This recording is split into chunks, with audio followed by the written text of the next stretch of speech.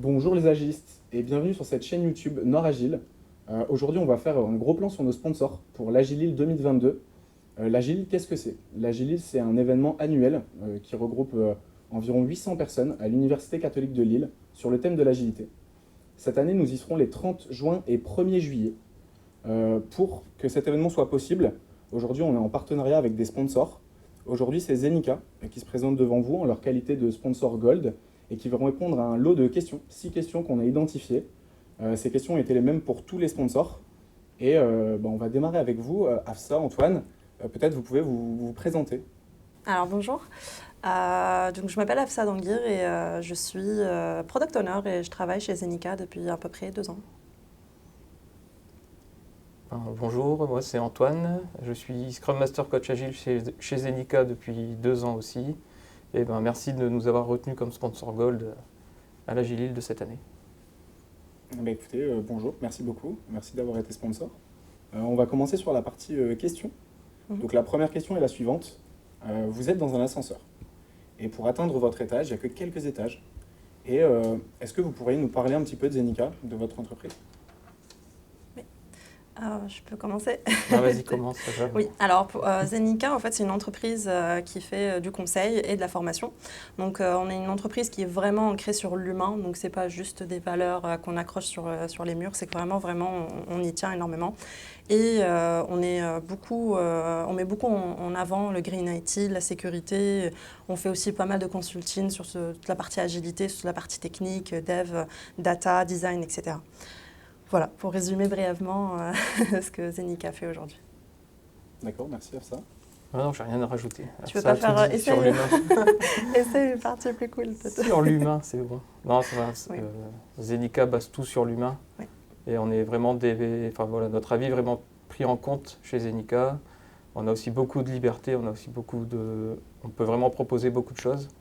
Et on est entendu, il n'y a même pas de hiérarchie chez Zenica. D'accord, merci beaucoup. On entend plein de mots-clés, agilité, humain, développement. Et ça me fait penser à une question, qu'est-ce que c'est pour vous une entreprise agile? Du coup, pour moi, la première chose qui vient pour entreprise agile, c'est justement l'humain au centre. Savoir écouter les employés, du coup, ne pas les prendre que pour des employés, mais pour des êtres humains, qui ont un avis, qui ont des besoins.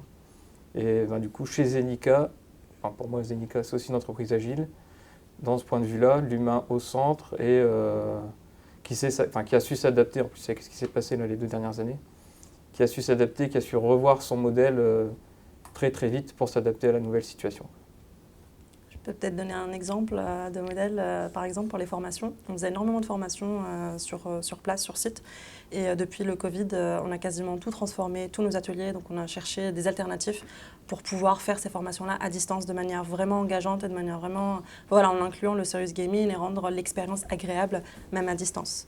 Donc, et ça, c'est juste un exemple. Pareil, par exemple, la société, Zenica, du coup, dès qu'il y a eu le premier confinement, ils ont fait une formation pour tous leurs employés, comment travailler à distance. Parce que c'est pas forcément évident, c'est une situation qui était nouvelle à l'époque. Donc aujourd'hui, on sait tous faire des formations à distance, on sait tous travailler de manière efficace, parce que travailler à distance, tout le monde peut le faire, mais travailler de manière agile, de chez soi et de manière vraiment en autonomie, auto-organisation, etc., c'est encore mieux, quoi. Donc on nous donne tous les clés pour y réussir. Et ça, c'est génial.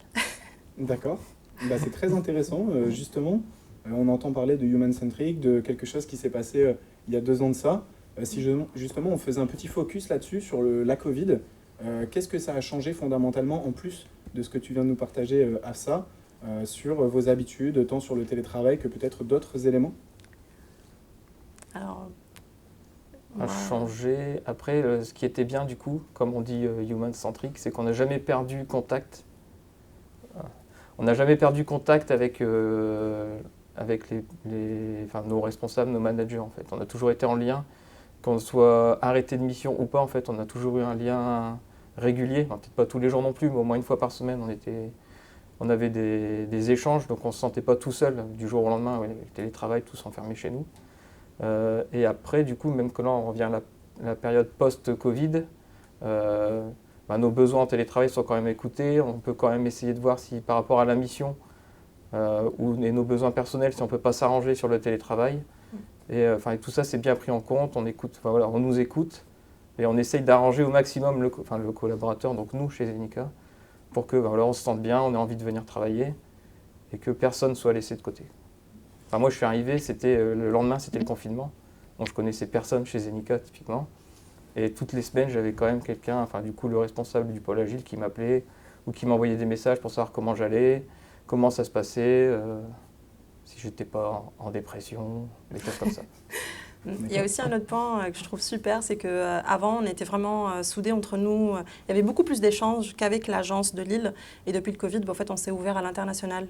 J'ai rencontré plein de gens du Canada, de Singapour, parce qu'en fait, on fait beaucoup d'événements inter-agences. Et je peux donner un exemple, c'est que des fois, on fait des calls aléatoires. C'est une plateforme qui permet de faire un call aléatoire avec n'importe quel employé Zenica dans le monde. Et en fait, on a 10 minutes d'échange. Et en fait, ça change à chaque fois. Et du coup, ça permet de rencontrer plein de gens. Et ils font plein de petits événements comme ça qui permettent de s'ouvrir en fait, à voir d'autres dimensions en fait, du monde agile, peut-être à Singapour, comment ça se passe, au Canada. Donc voilà, ça ouvre en fait un peu les horizons, je trouve, au sein de l'agence même. Carrément, d'accord. Donc beaucoup d'écoute, de prise de nouvelles et d'ouverture sur l'international, super intéressant. Et du coup, on sait que c'est bien de travailler chez Zenica, mais peut-être vous pouvez nous en dire encore plus. Yes. En quoi c'est bien de travailler chez Zenica? Alors, je peux peut-être... désolée, tu me dis si non, mais vas-y, je tu as t'interromps. profité de plein de formations. Oui. Alors, je peux donner un exemple. Et franchement, c'est vraiment... comment dire, j'ai pas fait énormément de boîtes avant Zenica. Donc, j'ai pas tant d'expérience que ça. Mais en fait, j'entends beaucoup, on est humain.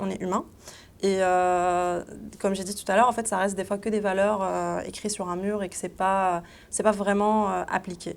Et ce que j'apprécie énormément chez Zenica, c'est que du coup, on va donner tout pour y arriver. Et je vais donner un exemple.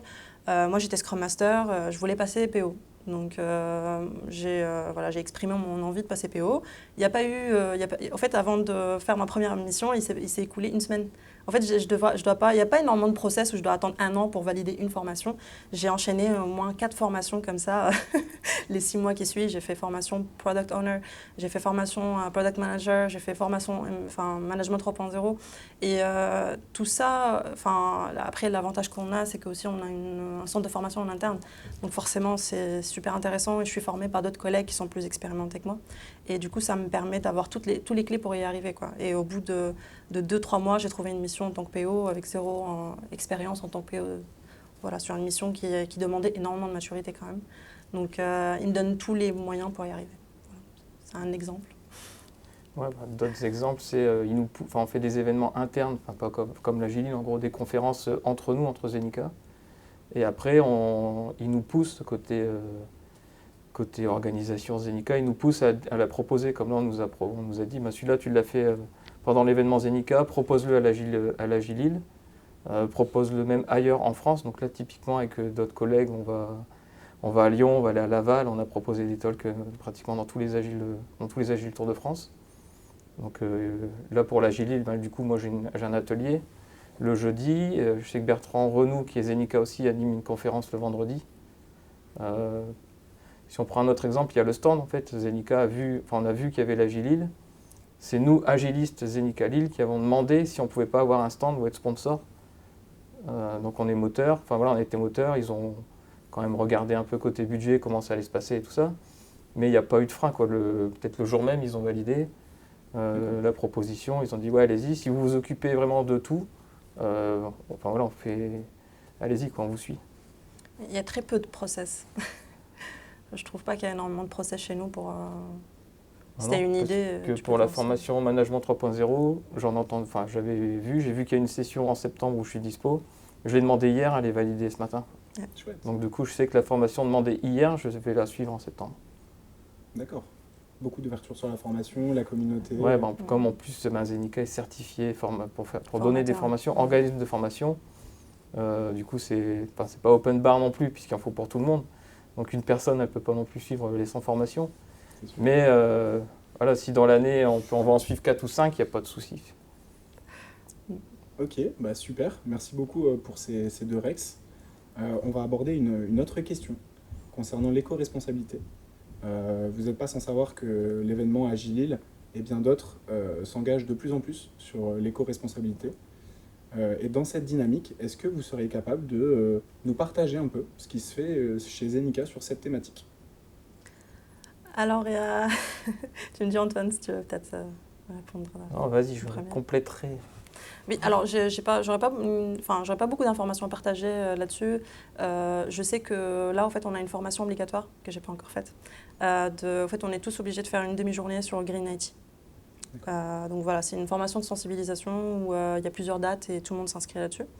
Et il y a aussi des actions qu'on fait, mais c'est plutôt à l'agence de Lille, où je sais que par exemple, voilà, on encourage un peu que voilà, il y a des mugs, il y a peu de choses jetables dans l'agence.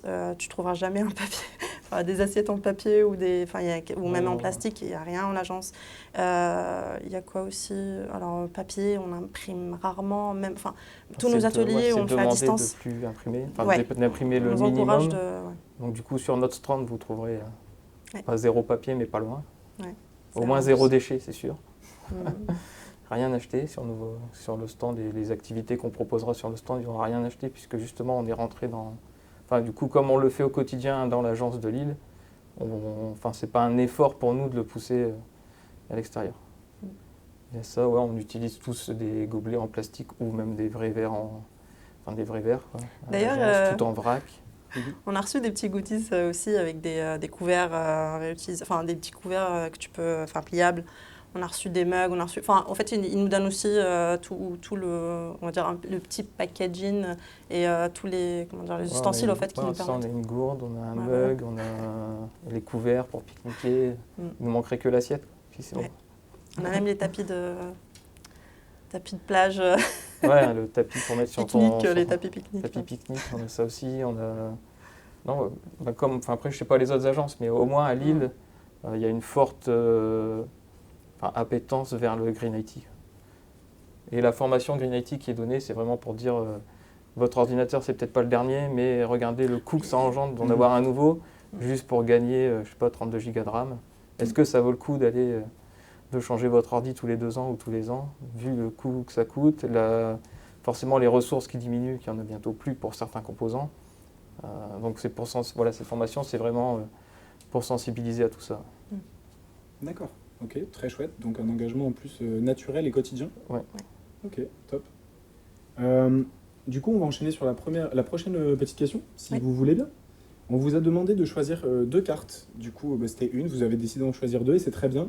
Dans ce petit set de cartes, le Agile Topic Card, vous avez choisi la passion. La carte de la passion, la carte numéro 20, et également la carte feedback, la carte numéro 67. Est-ce que vous pouvez nous en parler un petit peu? Moi, je peux démarrer. Moi, j'ai choisi la carte feedback, mais d'office, j'aurais pris passion en premier, puisque du coup, chez Zenica ou même moi, personnellement, le métier Scrum Master, Coach Agile, c'est une passion. À la base, c'était un métier que j'ai découvert. Maintenant, c'est une passion. De plus en plus, on peut dire que je suis animé par la passion puisqu'il y a l'humain au milieu. Alors, on fait beaucoup plus d'humain que d'autres métiers. Et du coup, ça suit avec l'autre carte que j'ai prise, c'est feedback. C'est c'est aussi quelque chose sur lequel je base beaucoup mon travail tous les jours. Et j'encourage aussi beaucoup mes équipes à faire, c'est d'aller récupérer le feedback au maximum, auprès de maximum de personnes, pas juste le collègue auprès de qui on sait qu'il va donner les points positifs, mais aussi d'aller chercher vers l'extérieur, vers le client ou complètement d'autres collègues ou d'autres équipes pour pour s'améliorer constamment, récupérer le feedback le plus tôt possible, même si des fois c'est pas forcément la personne qui le donne pas forcément de façon positive, mais au moins on a récupéré du feedback et on peut s'améliorer. Un feedback est un feedback, tout à fait. Alors moi, c'est moi qui ai choisi la carte passion. Et pourquoi j'ai choisi celle-là, c'est qu'en fait, j'ai remarqué un truc, c'est que Zenica embauche énormément des gens qui sont passionnés. Et en fait, on se rend compte, une fois qu'on rentre dans l'agence et qu'on rencontre les gens, c'est que tout le monde a une activité à côté, tout le monde a une passion, en fait, que ce soit dans l'agilité, que ce soit dans l'électronique, que ce soit Par exemple, on a Loïc dans l'agence qui fait pas mal d'ateliers de coding pour les enfants. Donc en fait, je sais pas comment dire, mais on est vraiment similaires tous. En tout cas, moi, j'ai eu aucun problème à créer des liens avec d'autres personnes dans l'agence chez Zenica parce qu'en fait, on a tous les mêmes passions, entre guillemets. Enfin, je dis pas les mêmes passions, mais on a tous ce drive où on est passionné, où on dédie énormément de temps dans ce qu'on fait. Et du coup, oui, ça donne je sais pas comment dire, mais ça crée une culture en fait qui te permet toujours d'innover, de changer, de faire je sais pas comment dire, je perds le fil, mais voilà, des gens qui sont passionnés, quoi. Ouais, tu sais que si tu n'as pas la réponse, toi, dans ta mission, à l'instant T, tu postes sur le Slack Zenica. Tu sais que dans les 5 minutes, tu auras 4, 5, 6 personnes qui t'auront répondu ou qui t'auront dit on se cale un point dans 1 heure, on en discute, ou alors viens à l'agence, on va t'aider. Donc il y a ce lien, alors que les personnes, il y en a que, moi en arrivant, comme je connaissais personne, tu postes un message, tu sais qu'il y a plein de monde qui va te répondre. Et l'effet Covid a fait, comme disait Afsa tout à l'heure, avant c'était Zenica à Lille, là maintenant on peut poster et c'est des Zenica à Bordeaux qui répondent ou des Zenica à Paris. Alors qu'avant, de ce que j'avais ressenti ou entendu, c'était vraiment chaque agence dans son coin. Et là il y a l'ouverture sur la France, mais le Canada, parce que maintenant il y a aussi Zenica au Canada, qui peuvent répondre et venir aider à la problématique, que ce soit agilité, dev. Et pareil, du coup, pour les missions, parce qu'avant, c'était, maintenant qu'on peut faire du télétravail, moi, du coup, ma dernière mission, elle n'était pas du tout sur Lille, c'était sur Paris, et là, je passe des entretiens pour Nantes. Donc, en fait, ça permet d'ouvrir un peu les horizons en fait, en France, et que je sais que demain, je peux trouver une mission à distance dans une autre agence en France, quoi. Et ça, c'est génial. Merci encore, Antoine, Afsa, d'avoir répondu à toutes ces questions dans le cadre de l'événement et aussi du gros plan sur les sponsors. Merci du coup d'être sponsor cette année, une fois de plus avec nous. Merci à vous également d'avoir regardé la vidéo jusque-là. N'hésitez surtout pas à vous abonner à cette chaîne YouTube. Vous y retrouverez les autres gros plans sur les sponsors qu'on a pu tourner aujourd'hui, mais également des vidéos sur les conférences et ateliers qui auront lieu les 30 juin et 1er juillet à l'Université catholique de Lille. Sachez également qu'il reste quelques places. Vous pouvez toujours en acheter. Le lien est juste en dessous dans la description. Et voilà, on a tout dit. Merci beaucoup d'être resté juste là et encore merci à vous. Et à bientôt sur l'événement. T'as mis à l'aise, hein. T'as bien géré. Merci à vous.